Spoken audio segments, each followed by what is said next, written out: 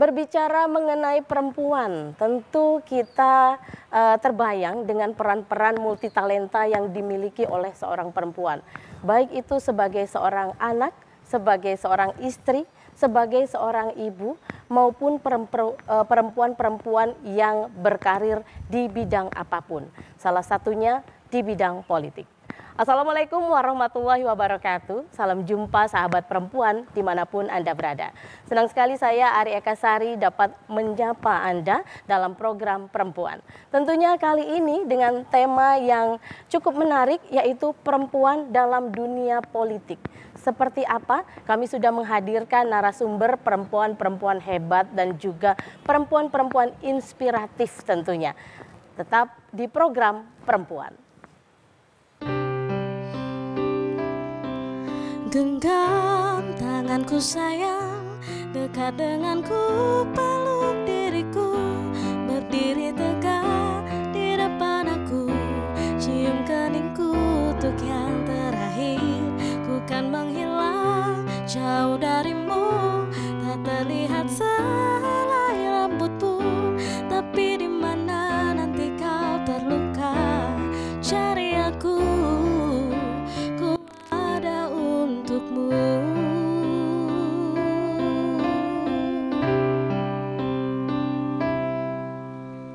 Luar biasa, terima kasih Mbak Bunga iringan musiknya.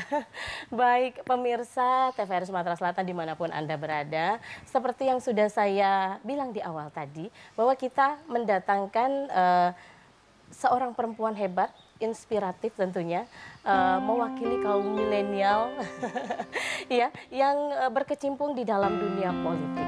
Ya, beliau ini merupakan anggota DPD RI di tahun 2019 sampai dengan 2024. Siapa lagi? Ini sosoknya sudah ada di sebelah saya, Mbak Djialika Maharani SIKOM. Kita akan berkenalan dan berbincang-bincang dengan santai bersama beliau. Namun sebelumnya kita saksikan terlebih dahulu VT beliau berikut ini.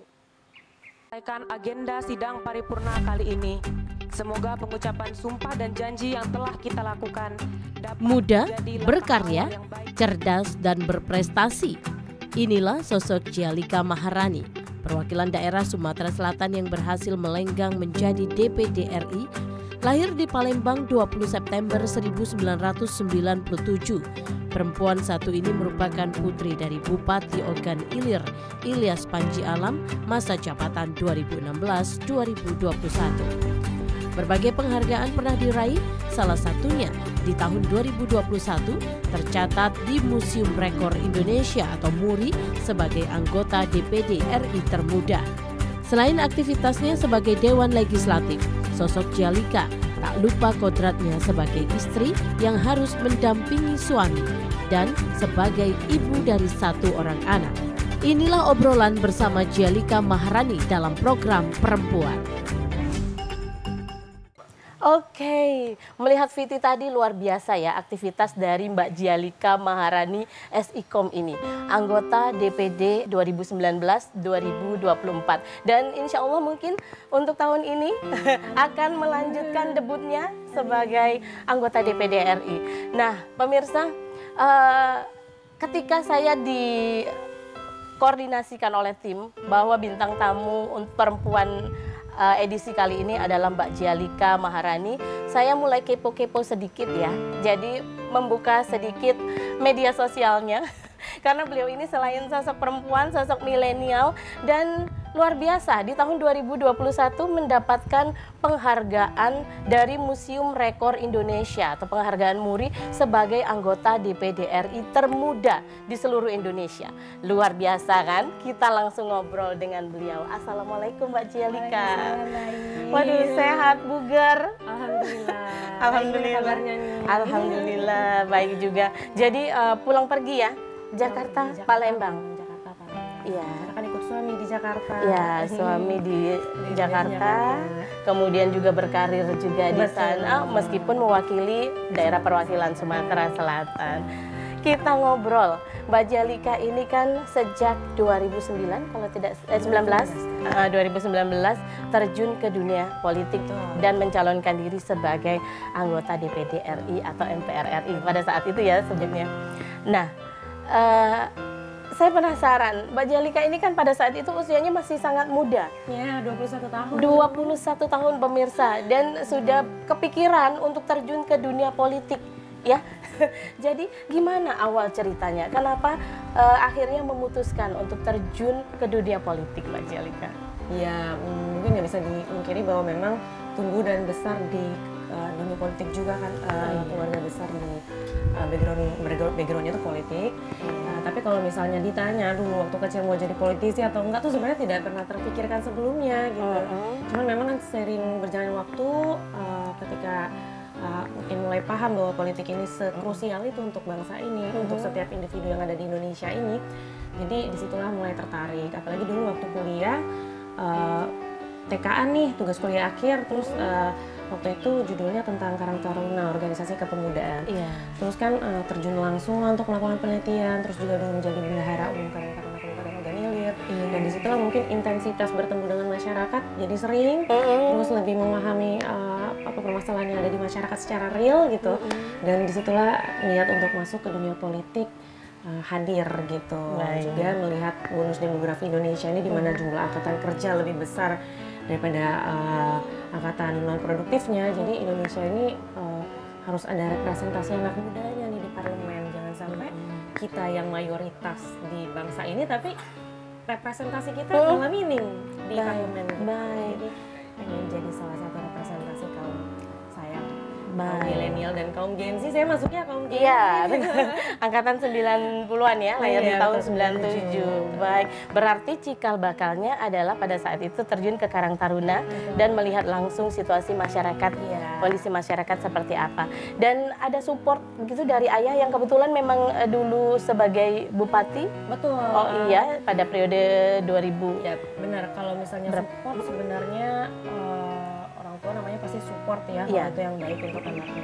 Cuman memang kalau orang tua sebenarnya demokratis aja, nggak pernah memaksakan harus jadi apa. Dari SD, SMP, SMA semua kita disuruh pilih sendiri, kuliah pilih sendiri, jurusan pilih sendiri, maksud juga karir ke depan juga disuruh pilih sendiri. Dan ketika terjun ke dunia politik juga sebenarnya pada awalnya sih nggak ujuk-ujuk langsung mensupport ya. Mereka kasih insight dulu apa-apa aja yang menjadi resiko, terus apa yang harus dilakukan, apa tanggung jawab dan kewajibannya gitu. Warning-warning buat saya malah kesannya kayak menakut-nakuti malah di awal, tapi sebenarnya itu kan semata-mata ya untuk bekal kita menuju ke depannya. Supaya siap mental ya, terjun ke dunia politik ya. Jadi ya alhamdulillah lah orang tua sendiri bisa jadi mentor gitu di dunia ini. Baik, kita ngobrol santai, kita minum dulu, Mbak. Boleh. Sedikit ini, silakan diminum dulu ya, dicobain dulu. Seger ya. Jadi cuaca juga sedang cerah gitu ya. Jadi seger dengan minuman dingin ini. Baik, Mbak Jalika, pada saat terjun sebagai anggota DPD RI terpilih nih ya di tahun 2000. Jadi dilantik tanggal 1 Oktober 2019. Ini kan teman-temannya di Dewan Legislatif itu kan ya boleh dibilang senior-senior ya, benar ya. Ada nggak ketika melihat Mbak Jalika ini kaum milenial langsung terjun ke dunia politik seperti ini, ada apa ya katakanlah insecure gitu anak muda zaman sekarang gitu. Nah rasa percaya dirinya seperti apa, apakah sempat minder atau seperti apa, boleh diceritain? Minder banget sih enggak ya, cuman sebenarnya lebih ke challenging aja buat aku karena tantangan ya, betul gitu. Jadi karena aku memang orangnya suka penasaran, belajar gitu ya, jadi mungkin itu juga yang bikin aku tuh beruntung bisa belajar dari teman-teman lain yang lebih senior dan mereka alhamdulillah open ya sama aku. Itu juga yang bikin aku lebih tenang, lebih nggak merasa insecure sama sekali sih sebenarnya. Karena mereka open untuk ngasih ilmunya ke aku gitu. Dan mensupport ya. Dan mereka juga baik-baik sih semua rata-rata. Baik-baik ya. Benar. Baik. Oke, kita lihat juga ya sosok Mbak Jalika ini selain sebagai anggota DPD RI, banyak sekali kegiatan-kegiatan yang juga dilakukan gitu ya, yang baik itu terjun langsung ke masyarakat gitu, di dunia, di bidang olahraga, di bidang apa ya, masih naluri kali ya, naluri milenial sebagai konten kreator juga. Saya lihat IG-nya kreatif sekali gitu. Ini seperti apa namanya Mbak Jalika ya istilahnya apa ya, bahwa itu ya mungkin ya, membagi waktu dan juga memang terjun ke situ ya membawa keberuntungan gitu untuk Mbak Jalika sendiri. Iya benar, kalau misalnya dari segi usia memang nggak memungkiri bahwa jiwa muda itu pasti nggak mungkin melulu mentang-mentang udah jadi anggota dewan harus serius terus gitu. Kita pasti punya sisi-sisi di mana kita ada waktu untuk keluarga, ada sisi-sisi personal gitu, dan mungkin bisa dilihat di Instagram nih teman-teman kalau ada yang mau follow @jalika @. Sekalian ya, silakan di follow. Daily activity ya, selain juga kegiatan-kegiatan kerja, di sana sharing tentang anak sih biasanya ibu-ibu ya, apalagi ibu-ibu muda biasanya videoin anaknya terus gitu kan. Karena memang momen sama anak, kalau saya pribadi sebenarnya cukup sulit ya dicari. Biasanya anak ditinggal kungkar sama orang tua gitu kan. Jadi sekalinya ada waktu sama anak tuh didokumentasiin terus gitu. Dan ya aku juga cuma mau ngasih tahu ke publik juga bahwa ya aku manusia biasa gitu, nggak sempurna seperti yang ada di TV-TV ya. Kalau sama anak juga masih bisa marah-marah gitu kan, masih suka tantrum kalau ngeladenin anak juga gitu. Yang dilihat di media sosial, yang dilihat.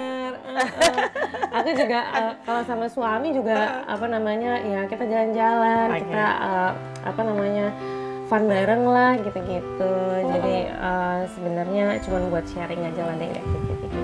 Baik, ini kan anak kan terbilang masih kecil sekali usianya ya Mbak Jalika. Iya masih 2 tahun. Ini gimana ketika dia dihadapkan pada kondisi kesibukan orang tuanya masing-masing gitu. Suami juga sibuk ya Mbak Jalika ya sebagai anggota Polri juga ya. Kemudian Mbak Jalika sebagai anggota Dewan Legislatif. Ini seperti apa anak? Nggak tahu ya, Masya Allah tabarakallah, maksudnya anak juga tipe yang pengertian yang kalau ditinggal tahu bunda kerja ya nak gitu, terus langsung salin, no drama sama sekali gitu. Alhamdulillah, semoga seterusnya seperti itu ya. Nanti saya ngomong sekarang tiba-tiba berubah. Ya alhamdulillah sampai sekarang ya kayak gitu ya, sama nenek kakeknya juga dia apa namanya fun-fun aja kalau ditinggal juga.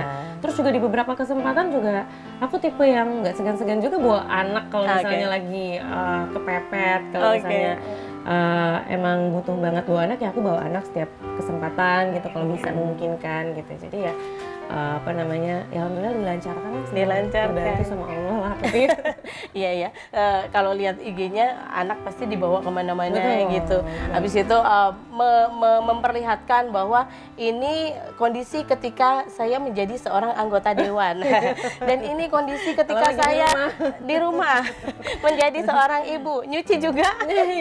Kalau pepet ya harus nyuci dong. Iya benar-benar luar biasa sekali. Nah ada yang menarik juga nih dari Mbak Jalika bahwa pasangannya, suaminya ini merupakan anggota Polri yang notabene juga sangat sibuk sekali sebagai ajudan Kapolri ya, betul ya.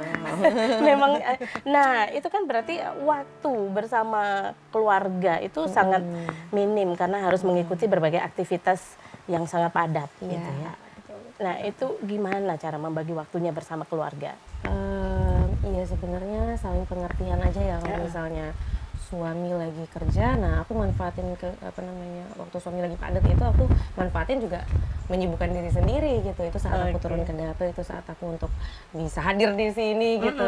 Tapi ketika memang suami lagi off, ya mau nggak mau ya kita harus sebagai istri ya harus standby juga gitu. Jadi harus siap sedia juga untuk bisa apa namanya bareng-bareng dia. Jadi kalau menurut aku kalau dari segi kuantitas mungkin nggak sebanyak yang apa suami istri pada umumnya, tapi dari segi kualitas harus benar-benar kita jaga gitu. Jadi kalau misalnya lagi bareng ya fokus bareng-bareng gitu, ngobrol, cerita, apa namanya pillow talk, quality time bareng sama anak gitu. Betul-betul dimanfaatkan ya komunikasinya. Benar. Betul. Jadi supportnya suami ketika melihat Mbak Jalika terjun ke dunia politik itu Sangat banget, super banget. Dia excited juga sama mungkin dunia pekerjaan aku juga, karena ya kan ketemunya juga setelah aku menjadi anggota DPD RI, jadi mungkin beliau juga paham bahwa ketika menikah dengan aku ya resikonya ini gitu, dan alhamdulillahnya dia juga orangnya suportif banget sih. Orangnya suportif ya. Overall suportif. Baik, jadi luar biasa ini didukung dengan keluarga, suami, keluarga besar ya. Jadi emang betul-betul memudahkan jalannya Mbak Djalika untuk terjun benar-benar ke ranah politik. Alhamdulillah. Kira-kira nih di tahun 2024 ini, kalau memang belum keluar ya real count KPU ya, tetapi kita melihat kemungkinan besar. Amin. Ada. Ini gimana? Apa yang perlu disiapkan lagi nih? Ya sebenarnya menyiapkan diri untuk jadi yang lebih baik aja dari sebelumnya ya. Karena memang pemilu kali ini ya lumayan berbeda mungkin dari pemilu sebelumnya. Agak lebih ngeri-ngeri sedep kata orangnya. Ngeri-ngeri sedep ya. Dari kondisi dan keadaan mungkin kalau dulu kan masih gadis, masih saksut kemana-mana gitu. Oke. Sekarang kan udah ada suami, udah ada anak, otomatis ada hal-hal yang terbatas gitu kan. Terbatas tapi tidak membatasi. Tapi nggak membatasi gitu. Terus juga kalau dulu kita brand new banget seorang Djalika gitu. Kalau sekarang kan ini lebih ke judgement masyarakat gitu. Kalau misalnya masyarakat setuju ya mereka pilih lagi, kalau enggak ya udah gitu. Baik Mbak Djalika. Mbak Djalika, kita juga mendatangkan salah seorang bintang tamu, narasumber juga. Satu lagi, beliau ini merupakan udah puluhan tahun ya berkecimpung di ranah psikologi. Nah, kita juga akan melihat fenomena kaum perempuan yang saat ini ramai-ramai berbondong-bondong untuk masuk ke ranah politik. Ya, kita undang saja langsung Mbak Reni Permataria, SPSI, psikolog. Waalaikumsalam. Mbak Reni, apa kabarnya? Alhamdulillah jumpa lagi. Betul ya? Matching ya? Nggak janjian semuanya sama. Satu dress code. Betul. Jadi memang lancar, semuanya dilancarkan karena saya aja sedikit. Baik, Mbak Reni, iya, dikenalkan terlebih dahulu ya. Baik, pemirsa, narasumber satu lagi, Mbak Reni Permataria, SPSI, psikolog, yang merupakan memang puluhan tahun berkecimpung di dunia psikologi, dan kita akan membahas dan melihat bagaimana sih fenomena yang saat ini melihat kaum perempuan, kaum milenial berbondong-bondong untuk masuk ke dunia politik. Namun sebelum kita ngobrol, kita saksikan terlebih dahulu VT Mbak Reni Permataria berikut ini. Lahir di Palembang 31 Maret 1973 dan sudah puluhan tahun berkecimpung di dunia psikologi, Reni Permataria SPSI memiliki segudang pengalaman dan bergabung dalam pengurus Himpunan Psikologi Indonesia Wilayah Sumatera Selatan dan menjadi anggota Ikatan Psikolog Klinis Wilayah Sumatera Selatan. Kali ini, perempuan satu ini akan menyoroti fenomena perempuan di legislatif. Iya, luar biasa sekali. Itu sekilas cerita tentang Mbak Reni Permataria dan kesibukannya, aktivitasnya dalam kesehariannya ya, sebagai seorang psikolog di wilayah Sumatera Selatan. Bahkan di Indonesia juga ya Mbak ya? Belum. Oh belum. akan merambah. Bismillah ya. Bismillah. Karena masuk dalam himpunan psikologi ya, seluruh Indonesia. Indonesia HIMSI. Ya, wilayah Sumatera Selatan. Baik, kita lanjutkan ngobrol kita pada program perempuan kali ini. Nah, Mbak Reni, tadi saya sudah lumayan bercerita sedikit ya, mengulik aktivitas sehari-hari dari Mbak Djalika sebagai kaum perempuan, sebagai kaum milenial juga yang terjun ke dunia politik. Kemudian banyak support sistemnya nih ternyata ya, keluarganya, dari ayahnya juga ya, kemudian dari suami sekarang, dan itu sangat dibutuhkan sekali. Kita ke Mbak Reni, kalau melihat fenomena saat ini, keterwakilan perempuan dalam dunia politik itu hanya 30% menurut ketentuan KPU. Tapi kita lihat tahun ini ya, mungkin sebelum-sebelumnya juga ya, keterwakilan perempuan ini sangat meningkat, signifikan bahkan ya, melebihi dari 30%. Kalau melihat fenomena ini, Mbak Reni, melihat keterlibatan perempuan dan kemauan perempuan masuk ke ranah politik ini seperti apa, Mbak Reni? Oke, baik. Tadi juga saya sudah mendengar di pojok ya, sepertinya sangat asik ya. Sangat asik ya. Ya benar, sama dengan tadi kita sempat ngobrol ya, Mbak Djalika juga sudah sempat menerangkan. terkait kita yang di Sumatera Selatan ini yang sudah perempuan semua nih ya, cukup membanggakan, jadinya berjaya ya bagi para wanita kita. Baik, fenomena ini juga mungkin sudah adanya kesadaran ya, baik ya bagi kita kaum wanita yang semakin kesini ya, beda dengan yang mungkin dulu ya yang masih diskriminasi mungkin, di mana kesetaraan gender itu masih kental ya, budaya itu masih ada ya dengan pertimbangan-pertimbangannya seperti itu. Nah, dengan yang saat ini untuk kesetaraan gender, salah satunya itu tadi memberikan kesempatan kepada para perempuan Indonesia, khususnya di wilayah-wilayah untuk dapat berpartisipasi dalam ranah politik seperti itu. Sehingga yang diharapkan nih baik berjuang dan menyuarakan isu-isu aspirasi wanita seperti itu kan.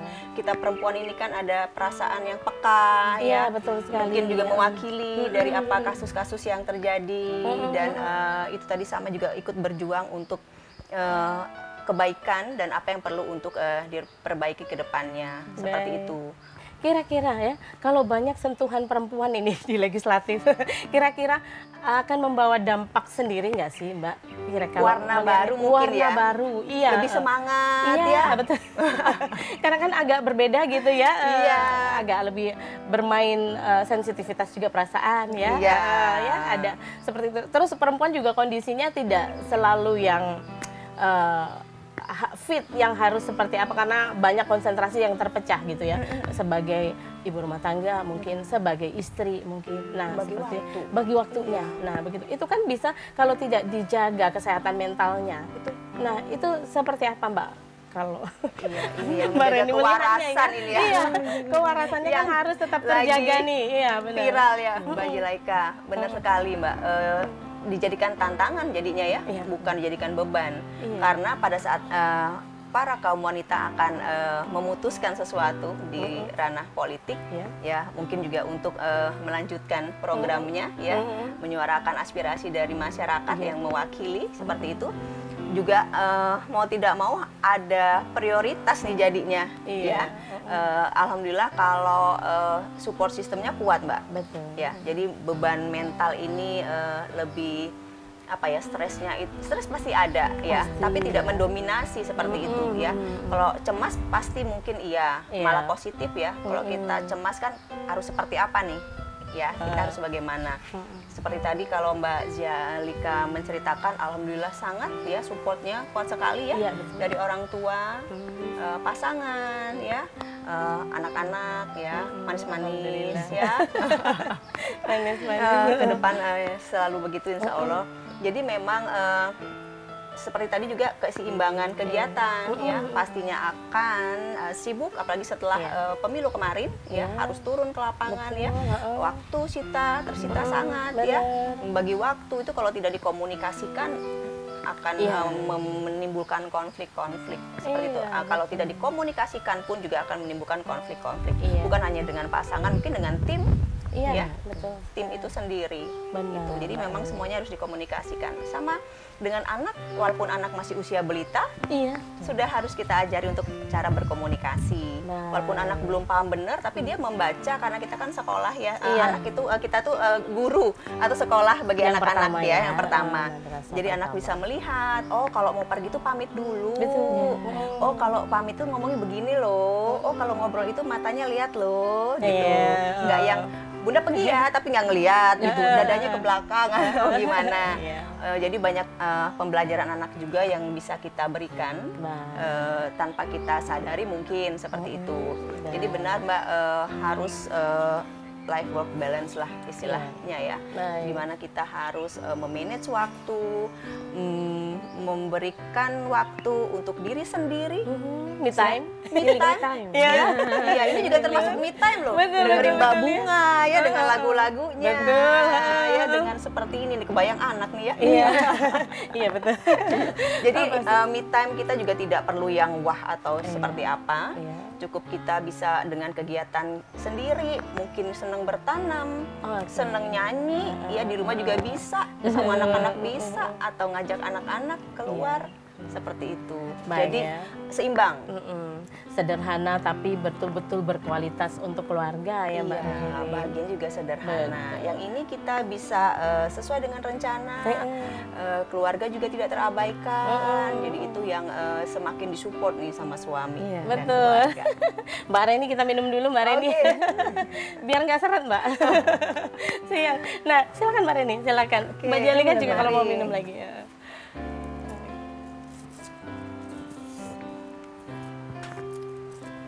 Baik, iya. Silahkan Mbak Reni kita minum terlebih dahulu. Jadi kita santai ya. Nggak cuma lihat air tapi airnya masuk. Betul, betul sekali. Nah, tadi saya bilang banyak faktor atau kondisi perempuan ini yang memang tidak dialami mungkin oleh laki-laki. Seperti ini salah satunya kehamilan. Ini Mbak Jalika juga lagi hamil kan, lagi isi OTW anak kedua. Iya kan. Nah, ini baru trimester pertama. Nah, ini gimana Mbak Jalika? Ini ada gangguan kehamilan seperti Ya sebenarnya dalam batas wajar aja, yang mual, muntah gitu, nggak nafsu makan gitu ya. Challenging lagi nih, gimana cara mencari mood yang baik, menjaga kondisi tubuh biar nggak terlalu capek, macam gitu. Jadi harus bijaksana juga sih dalam mungkin bekerja. Mungkin nanti kebanyakan didelegasikan ke staff gitu. Jadi lebih bijaksana mengatur waktu aja lah kalau misalnya lagi dalam keadaan seperti ini gitu kan ya. Betul-betul kesehatan mentalnya juga harus dijaga ya, kewarasannya. Betul sekali. Juga betul. Tapi sebenarnya benar yang dikatakan Bu Reni tadi kan, bahwa kebanyakan perempuan tuh maksudnya dianggap sebelah mata ya karena keterbatasan tadi, mungkin ada keluarga, terus hamil, terus bisa ada namanya menstruasi segala macam gitu kan. Dari segi tenaga mungkin tidak jauh lebih kuat daripada laki-laki. Cuman satu yang mungkin luput dari pandangan seseorang dalam dunia politik itu sangat dibutuhkan sensitivitas, kepekaan, dan perempuan memiliki itu gitu. Jadi itulah poin plusnya perempuan ini terjun ke dunia politik. Mereka punya empati yang lebih ekstra terhadap masyarakat. Otomatis ngototnya untuk memperjuangkan masyarakat itu lebih ekstra. Dimana seorang ibu memperjuangkan anak-anak mereka, ya begitulah seorang politisi perempuan harusnya gitu. Memberikan yang terbaik, sedetail mungkin, seperfect mungkin gitu. Jadi poin plus perempuan di dunia politik tuh salah satunya itu. Baik. Jadi selain mendengarkan aspirasi keluarga, mendengarkan aspirasi masyarakat ya, harus gitu kan. Dan tidak cuma 1-2 orang untuk warga Sumatera Selatan. 4 juta orang 4 juta orang lebih, luar biasa ya. Masya Allah. Mbak, ini kita berbicara kesehatan mental untuk persiapan mental katakanlah. Ketika siap nih, aku siap untuk mencalonkan diri untuk terjun ke dunia politik. Kalau Mbak Jalika sendiri seperti apa? Karena kalau kita tidak siap, ini udah ramai di media sosial ya Mbak ya. Kalau tidak siap, kalau kalah ya ada yang stres mungkin ya, ada yang marah-marah. Itu real terjadi ya. Kalau Mbak Jalika sendiri bagaimana? Sebenarnya kalau aku dalam kondisi apapun ya, nggak dalam dunia politik aja, mungkin dalam kesehatan mental di rumah tangga, ngurus anak, atau mental health dalam pergaulan gitu, dari dulu yang membuat self healing aku itu sebenarnya ketika mendekatkan diri pada Tuhan ya. Jadi memang dari segi spiritualitas lah yang menjaga aku tetap waras gitu. Itu yang utama ya. Itu yang utama sebenarnya. Aku udah mencari healing lain, tetap yang manjur itu mendekatkan diri kepada Allah Subhanahu Wa Taala. Karena kembali lagi kegagalan, keberhasilan, apapun itu ya udah dijalani dari Allah dan Allah Maha Pemilik segalanya, dan ya memintalah kepada Allah gitu. Iya betul. Jadi dalam keadaan apapun ya itulah satu jalan untuk bisa mewaraskan diri ya. Ingat lagi bahwa kita ini hamba dari Tuhan gitu. Jadi harus bergantung pada hal yang lebih kuat ya, Tuhan gitu. Luar biasa. Jadi memang bekal utama adalah keimanan dan ketakwaan kita kepada Allah Subhanahu Wa Taala kalau kita Muslim ya. Dan agama lain juga mengajarkan juga sama seperti itu. Baik, Mbak Reni melihat fenomena yang terjadi nih, caleg gagal nyalon misalnya. Viral ya, banyak ya. Kemudian ya kita lihat sendiri ya, kemudian viral di masyarakat, di media sosial, karena memang era sekarang ini media sosial, digitalisasi itu begitu pesat.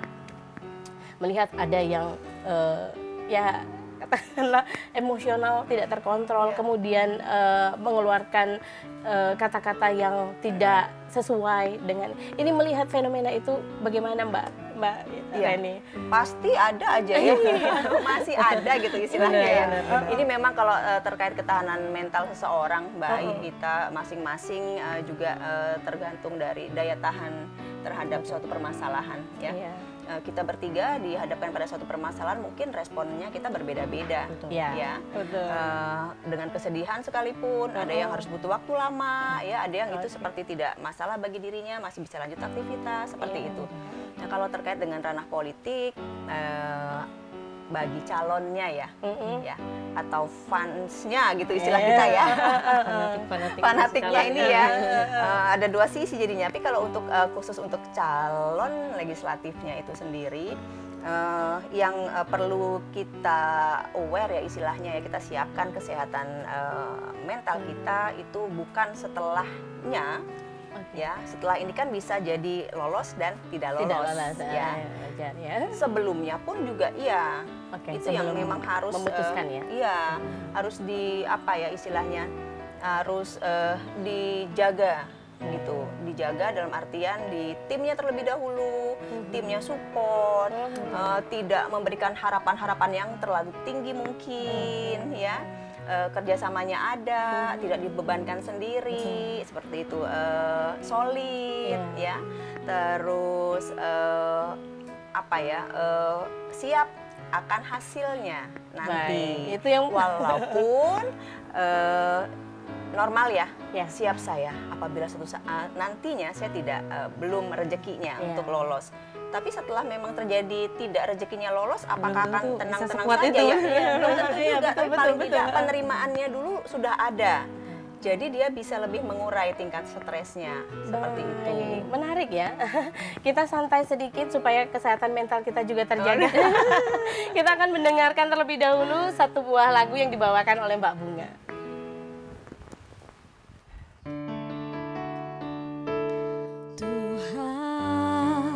Masih pantaskah aku untuk bersamanya, karena hati ini inginkannya. Tak segampang itu ku mencari penggantimu, tak segampang itu ku menemukan sosok seperti dirimu. Cinta, kau tahu betapa besar cinta yang ku tanamkan padamu. Mengapa kau memilih untuk berpisah?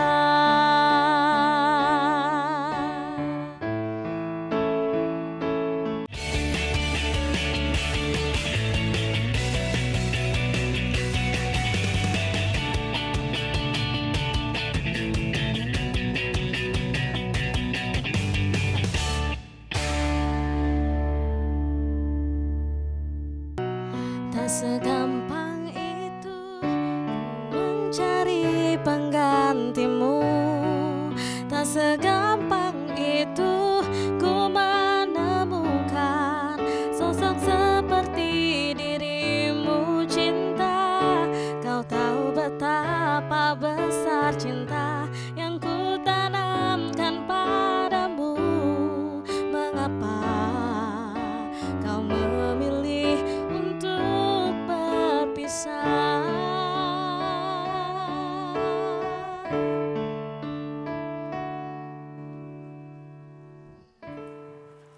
Baik, kita kembali lagi dalam program Perempuan dengan tema Perempuan dalam Dunia Politik. Tak segampang itu. Sesuai dengan lagunya Mbak Bunga tadi, tidak segampang itu loh ternyata untuk masuk ke ranah politik ya. Apalagi kita kaum perempuan, mungkin juga mewakili juga kaum milenial Mbak Jelika. Jadi emang ya harus dipikirkan matang-matang. Kalau kita melanjutkan obrolan tadi Mbak tentang kesehatan mental yang harus disiapkan, bukan hanya mental kalau kata Mbak Jelika, finansial juga untuk mencalonkan diri sebagai anggota dewan. Ini seperti apa Mbak? Jadi tidak persiapannya ini dari awal ya. Materi pasti tidak betul. dipungkiri ya. Untuk mensosialisasikan, untuk memperkenalkan ya ke masyarakat ya. Tips and triknya seperti apa. Kalau sudah akan melanjutkan kembali, sudah ada tuh pengalamannya. Ya, mungkin lebih efisien caranya. Sekarang lebih ke sosial media, ya, mendekatkan diri ke masyarakatnya dengan anak-anak Gen Z sekarang seperti apa, ya itu yang lebih memudahkan seperti itu. Dan juga ada tahapannya pastinya baik dan sudah dilewati oleh Mbak Zialika, mungkin ada tes-tesnya ya untuk ke sana, termasuk untuk kesehatan jiwa ya. Karena juga ada tes psikologi kan sebelum nyalek harus dicek psikologinya. Nah, yang diharapkan adalah bukan hanya formalitas semata ya Mbak, karena kan hasilnya apa yang menjadi cerminan kita ya, profil karakter kita ya, itu yang diharapkan kita walaupun ketemunya soalnya ratusan ya, nggak jadi asal-asalan ya, tetap dengan konsentrasinya, karena itu nanti hasilnya itulah yang mencerminkan atau gambaran diri kita. Apabila ternyata memang hasilnya ada kecenderungan rentan ya terhadap tekanan ya, kecemasan gitu, atau mungkin malah sudah terlihat, itu yang kita harapkan juga ini apa istilahnya ya, timnya ya, atau partainya yang mewadahinya, yang menaunginya itu ada feedback gitu, baik. Jadi sudah bisa terlihat ya, jadi bisa mungkin ada pendekatan atau seperti apa gitu untuk antisipasi resikonya yang lebih tinggi ke depannya nanti gitu. Itu juga untuk setelahnya, yang bagi yang lolos dan yang belum tadi. Bagi yang lolos juga tidak jadi kayak euforia ya, lupa amanah ya, atau tadi sempat Mbak Zialika waktu kita off tadi, apa dulu nih tujuannya? Tujuannya apa, visinya untuk menjadi apa? Apakah memang untuk mengabdi? Ya, jiwa mengabdi kan pasti ada di setiap kita gitu. Atau ada tujuan yang berbeda. Nah, tujuan yang berbeda ini yang akan ya hal-hal yang tidak diinginkan mungkin ya akan, karena godaan akan banyak sekali kalau sudah kita ada di satu posisi seperti itu. Oke, kalau Mbak Zialika sendiri sebagai kaum milenial juga nih, membawa visi apa sih untuk terjun ke dunia politik ini? Apa yang tujuan yang ingin dicapai gitu? Kalau dulu kan sebenarnya untuk awal keterlibatan sebenarnya kan ingin merepresentasikan anak muda ya. Tujuan sebenarnya. Cuman ketika saya running juga ternyata yang butuh saya bukan hanya anak muda, ada ibu-ibu, ada anak-anak, ada berbagai latar belakang seperti mungkin petani, pedagang dan lain sebagainya gitu kan. Jadi sebenarnya saya ingin berkontribusi lebih banyak aja untuk Sumsel, dan seperti mungkin yang sudah saya lakukan selama menjabat lalu, lebih ingin mengembangkan sumber daya manusia di Sumatera Selatan ini. Kebanyakan sebenarnya kemarin ibu-ibu yang saya libatkan dalam BIMTEK yang kerjasama dengan Kementerian Perindustrian, Kementerian Koperasi dalam bantuan modal usaha dan lain sebagainya. Kemarin yang terakhir itu kita ajak ibu-ibu yang mungkin prasejahtera yang belum punya financial research yang memadai, mereka kita latih untuk bisa kemarin bordir ya, memiliki kemampuan keterampilan gitu. Kemarin sebelum itu ada membatik, terus juga ada menjahit. Nah kemarin terakhir membordir untuk bisa mereka bisa jasa mereka bisa digunakan, bisa menjual jasa mereka gitu, sehingga bisa menciptakan ekonomi yang lebih kondusif di rumah tangga mereka gitu. Jadi ikut meningkatkan perekonomian mereka. Begitu juga anak-anak mudanya. Dalam bidang pendidikan saya sering banget nih ngadain tryout gratis buat teman-teman, karena itu penting banget. Kebanyakan tryout kan selama ini bayar ya, dan mungkin nggak semua punya akses financial yang bisa bayar buat tryout. Sedangkan menurut saya tryout itu ya sangat penting ya untuk melatih mereka bisa menghadapi tes-tes, baik itu CPNS dan lain sebagainya. Nah itu salah satu program juga. Jadi sebenarnya saya lebih ke pengembangan sumber daya manusia sih yang lebih spesifiknya. Karena menurut saya sebuah bangsa, sebuah negara, sebuah daerah itu bisa maju kalau sumber daya manusianya juga berkembang. Betul, jadi bagus juga ya programnya ya. Untuk pelajar DAPE ya, untuk kaum ibu-ibu juga dapat ya, seluruh lapisan masyarakat lah ya. Jadi memang apa visi yang dicapai sudah terbentuk nih, sudah. Jadi saya ingin jadi anggota dewan, saya ingin membawa perubahan loh untuk Indonesia ya. Jangan tidak asal-asal, amin. Jadi tidak asal-asal ingin mencalonkan diri, ingin ya mungkin ada tujuan lain pribadi atau golongan ya, seperti itu. Cuman yang ini kan sharing juga ya, maksudnya selama menjabat sebagai anggota DPD RI juga mungkin ada naik turunnya ketika lagi semangat-semangatnya banget gitu. Mungkin di tengah jalan kita menemui kesulitan, kok susah banget ya kayaknya komunikasi dengan kementerian ini, sempat down gitu kan, terus semangat lagi gitu. Itu juga yang harus di-maintain ya.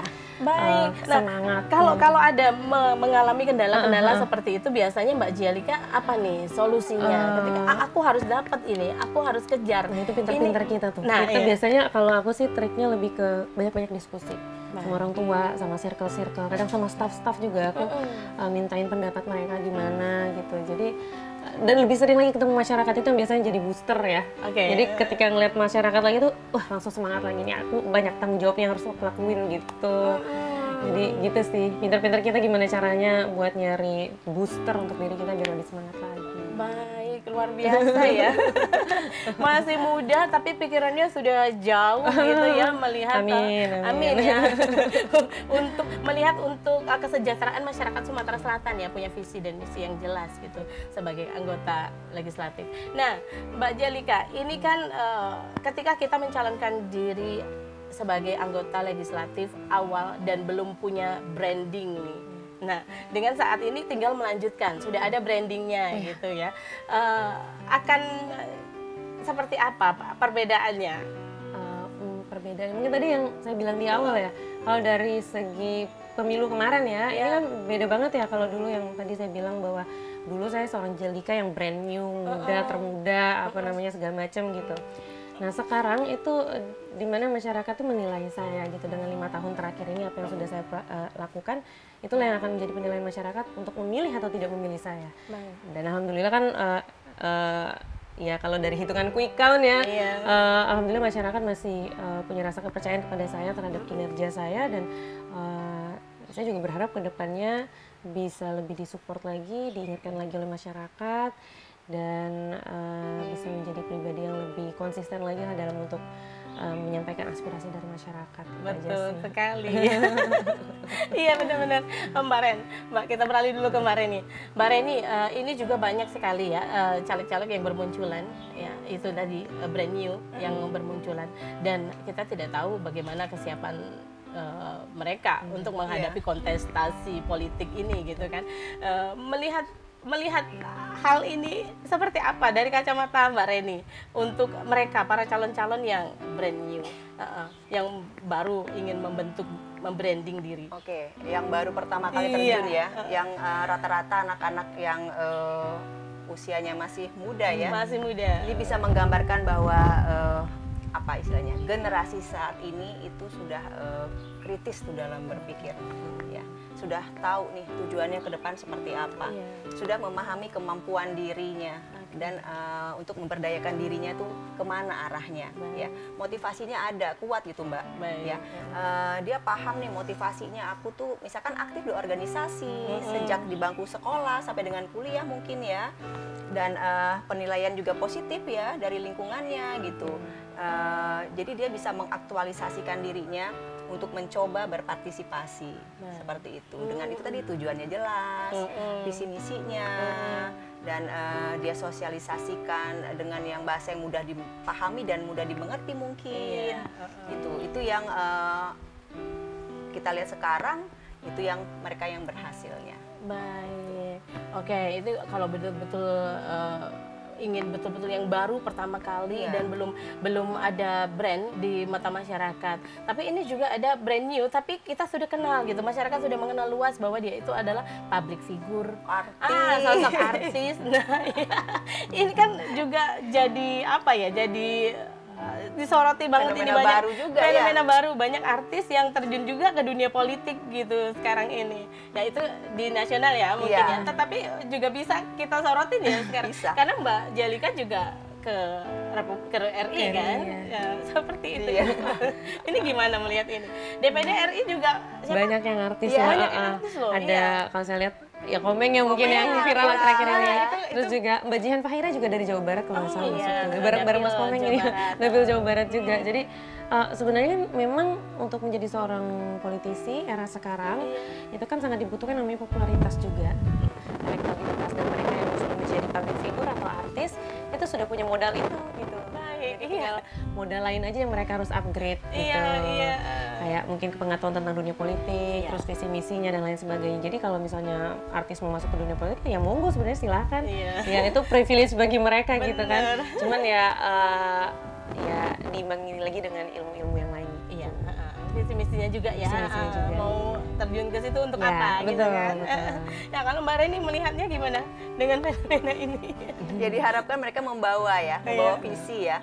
Membawa apa yang akan mereka wujudkan nih ya. Mungkin sebagai artis mungkin mereka menyadari bahwa ada suatu tempat yang biasanya bisa untuk para artis dan seniman mengapresiasikan di sana, ternyata sekarang masih pasif ya, atau tidak aktif lagi terlihat. Jadi mereka akan mengaktifkan kembali atau istilahnya biar hidup kembali gitu. Nah itu mereka membawa itu dan memang benar akan ada tantangan baru. Mereka belajar lagi nih ya, belajar untuk tidak banyak menjadi ketawa ya, kayak Komeng nih, jangan kan mau ngelawak, masuk aja mungkin kita udah ger ya.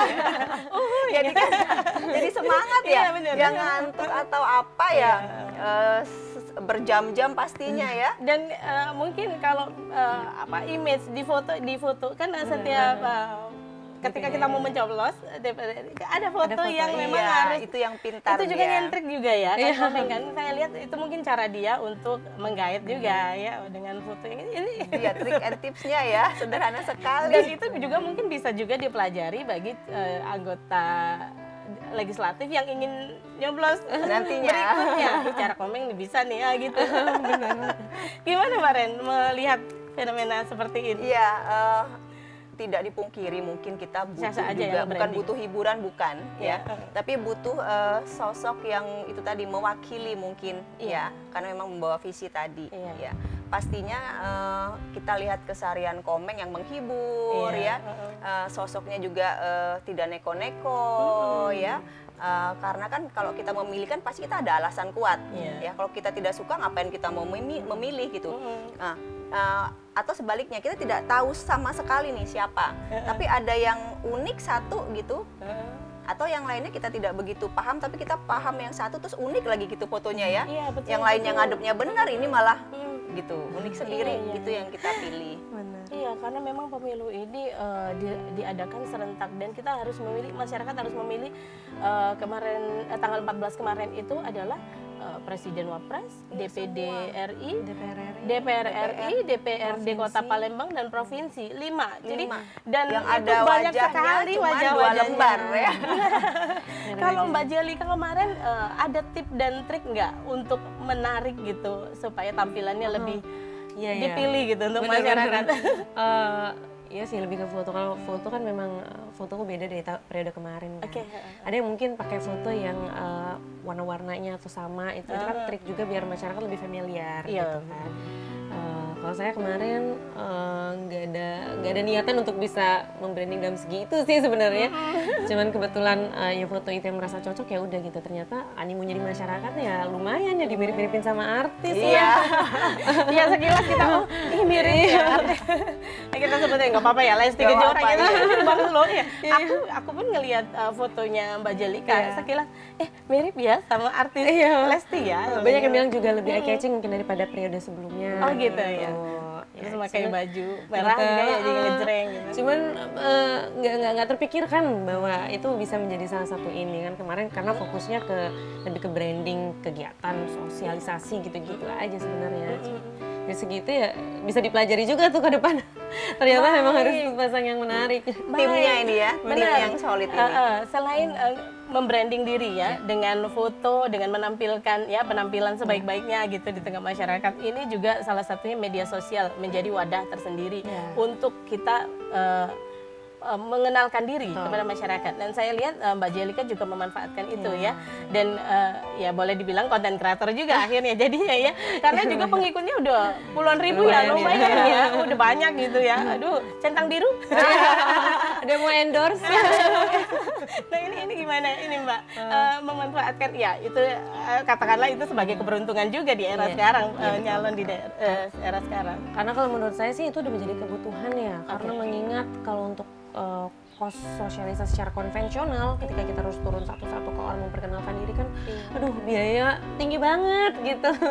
Jadi kan kita nggak mungkin terus bergantung pada itu, maka kita sebagai apalagi generasi Z, generasi milenial yang harusnya in touch sama dunia teknologi harus memanfaatkan itu dengan sebaik-baiknya gitu. Jadi memangkas kos sosialisasi gitu. Baik. Memangkas kos sosialisasi ya. Efisiensi.